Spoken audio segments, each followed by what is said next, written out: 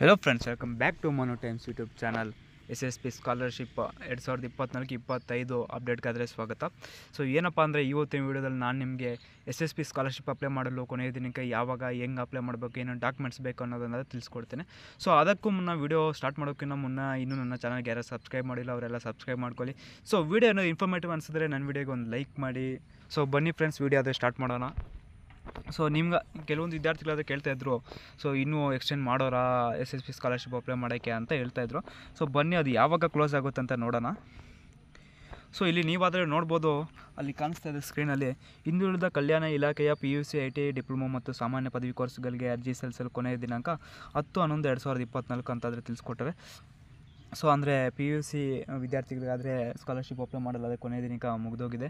So may be ಅವ್ರೇನು extend ಮಾಡ್ಬೋದು, ಮಾಡಿದ್ರೆ ನಾನು ನಿಮಗೆ ತಪ್ಪದೆ ತಿಳಿಸ್ಕೊಡ್ತೇನೆ. ಸೊ ಮತ್ತು ಇನ್ಯಾರಿಗಪ್ಪ ಓಪನ್ ಇದೆ ಅಂದರೆ ಅದರ ಕೆಳಗಡೆ ನೋಡ್ಬೋದು ನೀವು, ಹಿಂದುಳಿದ ಕಲ್ಯಾಣ ಇಲಾಖೆಯ ಸ್ನಾತಕೋತ್ತರ ಪದವಿ ಮತ್ತು ವೃತ್ತಿಪರ ಕೋರ್ಸ್ಗಳಿಗೆ ಅರ್ಜಿ ಸಲ್ಲಿಸಲು ಕೊನೆಯ ದಿನಾಂಕ 30/11/2024. ಸೊ ಸ್ನಾತಕೋತ್ತರ ಪದವಿ ಅಂದರೆ ಜನರಲ್ ಡಿಗ್ರಿ ಆಗುತ್ತೆ. ಸೊ ಯಾರು ಡಿಗ್ರಿ ಓದ್ತಾಯಿದ್ರು ಆ ವಿದ್ಯಾರ್ಥಿಗಳಾದರೆ 30ನೇ ತಾರೀಕುವರೆಗೂ ಇನ್ನೂ ಟೈಮ್ ಇದೆ, ಅವರೆಲ್ಲ ಆದರೆ ಸ್ಕಾಲರ್ಶಿಪ್ ಆದರೆ ಅಪ್ಲೈ ಮಾಡ್ಕೋಬೋದು. ಸೊ ಮತ್ತು ವೃತ್ತಿಪರ ಕೋರ್ಸ್ಗಳು ಅಂದರೆ ಪ್ರೊಫೆಷ್ನಲ್ ಡಿಗ್ರೀಸ್ ಅಂತ ಅನ್ಕೋಬೋದು. ಸೊ ಪ್ರೊಫೆಷ್ನಲ್ ಕೋರ್ಸ್ ಅವರು ಅಪ್ಲೈ ಮಾಡ್ಬೋದು. ಇನ್ನು ಯಾರ್ಯಾರು ಅಪ್ಲೈ ಮಾಡಿಲ್ಲ ಮಾಡ್ಕೊಳ್ಳಿ. ಸೊ ಯಾರು ಮಿಸ್ ಮಾಡಬೇಡಿ. ಸೊ ಅದಕ್ಕೆ ಕೆಳಗಡೆ ನೀವು ನೋಡ್ಬೋದು, ಹಂಗೆ ಸೊ ನೀವು ನೋಡ್ಬೋದು, ಮೆಟ್ರಿಕ್ ನಂತರ ವಿದ್ಯಾರ್ಥಿ ವೇತನಕ್ಕಾಗಿ ಖಾತೆ ಸೃಜಿಸಿ ಅರ್ಜಿ ಸಲ್ಲಿಸಲು ಅಗತ್ಯವಿರುವ ಮಾಹಿತಿ ದಾಖಲೆಗಳು. ಸೊ ಡಾಕ್ಯುಮೆಂಟ್ಸ್ ಅಂತ ನಾನು ಹೇಳ್ತಾ ಇದ್ದೆ ಮೊದಲೇ, ನಿಮ್ಮ ವೀಡಿಯೋ ಸ್ಟಾರ್ಟ್ ಮಾಡೋಕ್ಕಿಂತ ಮುಂಚೆನೇ ಹೇಳ್ತಾ ಇದ್ದೆ. ಸೊ ಡಾಕ್ಯುಮೆಂಟ್ಸ್ ಬಗ್ಗೆ ನಾನು ನಿಮಗೆ ಇನ್ಫಾರ್ಮೇಷನ್ ಕೊಡ್ತೀನಿ ಅಂತ. ಸೊ ಬನ್ನಿ ಏನೇನು ಡಾಕ್ಯುಮೆಂಟ್ಸ್ ಬೇಕಂತ ನೋಡೋಣ. ಸೊ ಮೊದಲನೇದಾಗಿ ವಿದ್ಯಾರ್ಥಿಗಳ ಆಧಾರ್ ಸಂಖ್ಯೆ ಮತ್ತು ಆಧಾರ್ನಲ್ಲಿರುವ ಹಾಗೆ ಹೆಸರಿರಬೇಕು. ಸೊ ಯಾವ ವಿದ್ಯಾರ್ಥಿ ಆದರೆ ಸ್ಕಾಲರ್ಶಿಪ್ ಆದರೆ ಅಪ್ಲೈ ಮಾಡ್ತಾರೆ ಅವ್ರಿಗಾದರೆ ಆಧಾರ್ ಕಾರ್ಡ್ ಅನ್ನೋದು ಇರುತ್ತೆ. ಸೊ ಅದು ನಂಬರ್ ಇರುತ್ತೆ, ಆ ನಂಬರು ಬೇಕಾಗುತ್ತೆ. ಮತ್ತು ಅದರಲ್ಲಿ ನೇಮ್ ಯಾವ ರೀತಿಯಾಗಿದೆಯೋ ಅದೇ ರೀತಿಯಾಗಿ ಇನ್ನು ಉಳಿದ ಕಾಲೇಜಲ್ಲೆಲ್ಲ ಅವರ ಹೆಸರು ಮ್ಯಾಚ್ ಆಗಬೇಕಂತ ಹೇಳೋರೆ. ಸೊ ನೆಕ್ಸ್ಟು ಎರಡನೇ ಡಾಕ್ಯುಮೆಂಟ್ ಏನಪ್ಪ ಅಂದರೆ ವಿದ್ಯಾರ್ಥಿ ಮೊಬೈಲ್ ಸಂಖ್ಯೆ ಆದರೆ ಇರ್ಬೋದು. ಸೊ ವಿದ್ಯಾರ್ಥಿ ಮೊಬೈಲ್ ಸಂಖ್ಯೆ ಇಲ್ಲದೇ ಇದ್ರೂ ಅವ್ರ ಪೇರೆಂಟ್ಸ್ ಆದರೂ ಆಗ್ಬೋದು, ಏನು ತೊಂದರೆ ಇಲ್ಲ. ಇಲ್ಲಾಂದರೆ ಚೇಂಜ್ ಆದರೂ ಮಾಡಿಸ್ಕೋಬೋದು SSP ಪೋರ್ಟಲಲ್ಲಿ. ಅವ್ರ ಆಫೀಸ್ ಹತ್ರ ಹೋದರೆ ಚೇಂಜ್ ಮಾಡಿಕೊಡ್ತಾರೆ. ಸೊ ಮೂರನೇದಾಗಿ ವಿದ್ಯಾರ್ಥಿಗಳ ಇಮೇಲ್ ಐ ಡಿ ಅನ್ನೋದು ಇರ್ಬೋದು. ಸೊ ಇಮೇಲ್ ಐ ಡಿನೂ ಮ್ಯಾಂಡೇಟ್ರಿ ಅನಿಸುತ್ತೆ, ಇರಲೇಬೇಕು. ಸೊ ನಾಲ್ಕನೇದು ವಿದ್ಯಾರ್ಥಿಗಳ SSLC ನೋಂದಣಿ ಸಂಖ್ಯೆ. ಸೊ SSLC ನೋಂದಣಿ ಸಂಖ್ಯೆ ಅಂದರೆ ಅವರ ರಿಜಿಸ್ಟರ್ ನಂಬರನ್ನು ಇರಬೇಕಾಗಿರುತ್ತೆ. ಸೊ ಅವ್ರ ರಿಜಿಸ್ಟರ್ ನಂಬರ್ ಏನಾದರೂ ಅಪ್ಲೈ ಮಾಡ್ಬೇಕು ಹಾಕಿದ್ರೆ ಅವ್ರ ಡೀಟೇಲ್ಸ್ ಎಲ್ಲ ಫೆಚ್ ಆಗುತ್ತೆ. ಸೊ ಯಾವುದೇ ರೀತಿಯಾಗಿ ನೀವೇನು ಸ್ಕ್ಯಾನ್ ಕಾಪಿ ಏನಾದರೂ ಅಪ್ಲೋಡ್ ಮಾಡೋಂಗಿರಲ್ಲ. ಸೊ ಐದನೇದಾಗಿ ವಿದ್ಯಾರ್ಥಿ ಹೆಸರಿನಲ್ಲಿರುವ ಜಾತಿ ಮತ್ತು ಆದಾಯ ಪ್ರಮಾಣ ಪತ್ರದ RD ಸಂಖ್ಯೆ ಆದರೆ ಇರಬೇಕಾಗುತ್ತೆ. ಸೊ ಅದೇ ಕ್ಯಾಶ್ ಇನ್ಕಮ್ RD ನಂಬರ್ ಆದರೆ ಇರಬೇಕಾಗಿರ್ತದೆ. ಸೊ ಆರನೇದಾಗಿ ವಿದ್ಯಾರ್ಥಿಯ ವಿಕಲಚೇತನರಾಗಿದ್ದು UDID ಗುರುತಿನ ಸಂಖ್ಯೆ. ಸೊ ಯಾರಾದರೂ ಫಿಸಿಕಲಿ ಏನಾದರೂ ಹ್ಯಾಂಡಿಕ್ಯಾಪ್ ಏನಾದರೂ ಇದ್ದರೆ ಅಂಥವ್ರಿಗಾದರೆ ಅದು ID ಬೇಕಾಗಿರುತ್ತದೆ. ಸೊ ಇಲ್ಲದೇ ಇರೋರ್ಗೆ ಏನು ಬೇಕಾಗಿರಲ್ಲ. ಸೊ ಏಳನೇದಾಗಿ ವಿದ್ಯಾರ್ಥಿಯು ವಾಸವಿರುವ ಜಿಲ್ಲೆ, ತಾಲೂಕು, ವಿಧಾನಸಭಾ ಕ್ಷೇತ್ರದ ಹೆಸರು ಮತ್ತು ಮನೆಯ ವಿಳಾಸ.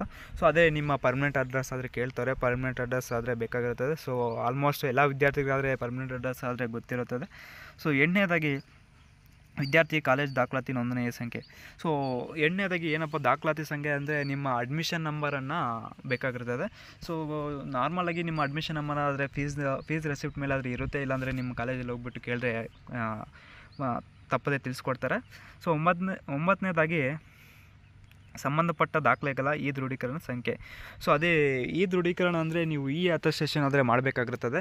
ಸೊ ಈ ಅಟೆಸ್ಟೇಷನ್ ಯಾವ ರೀತಿಯಾಗಿ ಮಾಡಬೇಕಪ್ಪ ಅಂದರೆ ನೀವು ಅಲ್ಲಿ ಅಪ್ಲೈ ಮಾಡುವಾಗ ಕೆಳಗಡೆನೇ ಇರುತ್ತೆ ಈ ಅಟೆಸ್ಟೇಷನ್ ಅಂತ ಇರುತ್ತದೆ. ಸೊ ಅಲ್ಲೋಗಿ ನಿಮ್ಮ ಆಧಾರ್ ಸಂಖ್ಯೆಯನ್ನು ಎಂಟ್ರಿ ಮಾಡಿದ್ರೆ ಅದೊಂದು OTP ತೆಗೆದುಕೊಳ್ಳುತ್ತೆ. ಸೊ OTP ನೀವು ಹಾಕಿದ್ರೆ ಅದು ಈ ಅಟೆಸ್ಟೇಷನ್ ಆದರೆ ಕಂಪ್ಲೀಟ್ ಆಗುತ್ತೆ. ಸೊ ಇನ್ನು ಕೆಲವೊಂದಷ್ಟು ST ವಿದ್ಯಾರ್ಥಿಗಳಾದರೆ ಅವರ ಬಯೋಮೆಟ್ರಿಕನ್ನು ಕಂಪಲ್ಸರಿಗೆ ಅಂತ ತೋರಿಸ್ತಾ ಇತ್ತು, ಕೆಲವೊಂದು ವಿದ್ಯಾರ್ಥಿ ಹೇಳಿದರು.